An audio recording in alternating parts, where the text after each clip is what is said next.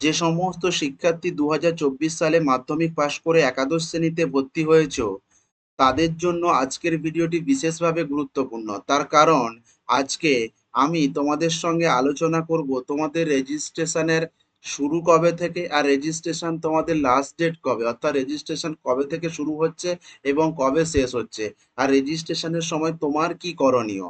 আমি তোমাদের সঙ্গে রয়েছি গোপাল স্যার। তোমরা ভিডিওটি প্রথম থেকে শেষ পর্যন্ত দেখতে থাকো। আশা রাখি তোমাদের আমি বোঝাতে পারবো। দেখো, তোমাদের রেজিস্ট্রেশনের প্রথমত ডেট ছিল 1/6, অর্থাৎ জুন মাসের 1 তারিখ থেকে 30 তারিখ পর্যন্ত, কিন্তু পরবর্তী নোটিশে জানানো হয়েছে এই রেজিস্ট্রেশন কিন্তু 7/6, অর্থাৎ 7 তারিখ থেকে 30 তারিখ পর্যন্ত হবে। তবে সর্বোপরি তোমাকে কিন্তু তুমি যে স্কুলে ভর্তি হয়েছো ওই স্কুলের নোটিশ বোর্ড বা ওই স্কুলের সঙ্গে যোগাযোগ রাখতে হবে, কারণ এই টাইমের মধ্যে স্কুল একটা নির্ধারিত টাইম দেবে বা নির্দিষ্ট সময় তোমাদের রেজিস্ট্রেশন করবে। রেজিস্ট্রেশনের সময় তোমার কি করণীয়।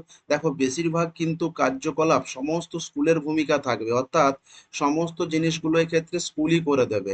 তোমার যেটা করণীয় সেটা হচ্ছে রেজিস্ট্রেশন হয়ে গেলে কিন্তু তোমার স্ট্রিম বা সাবজেক্ট চেঞ্জ হবে না।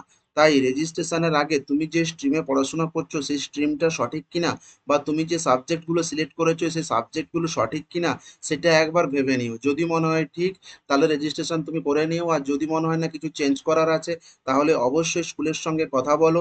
প্রয়োজনে স্ট্রিম বা সাবজেক্ট যদি চেঞ্জ করার থাকে অবশ্যই চেঞ্জ করে নিও, তারপরে তুমি রেজিস্ট্রেশন করো। এছাড়া হচ্ছে কি, রেজিস্ট্রেশনের যে নির্দিষ্ট ফিজ, সেই ফিজ কত সেটা তোমাকে স্কুলে গিয়ে জেনে নিতে হবে, এবং রেজিস্ট্রেশনের ফিজ নির্দিষ্ট সময় স্কুলে জমা করবে। নতুবা তোমার রেজিস্ট্রেশন প্রয়োজনে ক্যান্সেলও হয়ে যেতে পারে। আর রেজিস্ট্রেশন যদি না হয় তাহলে কিন্তু তোমার একটা বছর কিন্তু ল্যাপস যাবে, এবং তোমার আধার কার্ড এবং মাধ্যমিকের অ্যাডমিট কার্ড লাগবে। তাহলে আমি কি বললাম, রেজিস্ট্রেশনে তোমার বেশি কিছু টেনশন করারও নেই, চিন্তা করার নেই। তার কারণ হচ্ছে বেশিরভাগ মানে কাজগুলো, অর্থাৎ যেগুলো করণীয় সেগুলো কিন্তু স্কুল কর্তৃপক্ষ করে দেবে। তোমার শুধু কাজ হচ্ছে স্কুলের নির্দিষ্ট গাইডলাইন মেনে চলা। বোঝা গেল? ভিডিওটি যদি ভালো লেগে থাকে অবশ্যই লাইক কমেন্ট শেয়ার করে দিও, এবং এই ধরনের ইনফরমেটিভ ভিডিওগুলো সবার আগে পেতে চ্যানেলটি সাবস্ক্রাইব করে দিও। Thanks for watching.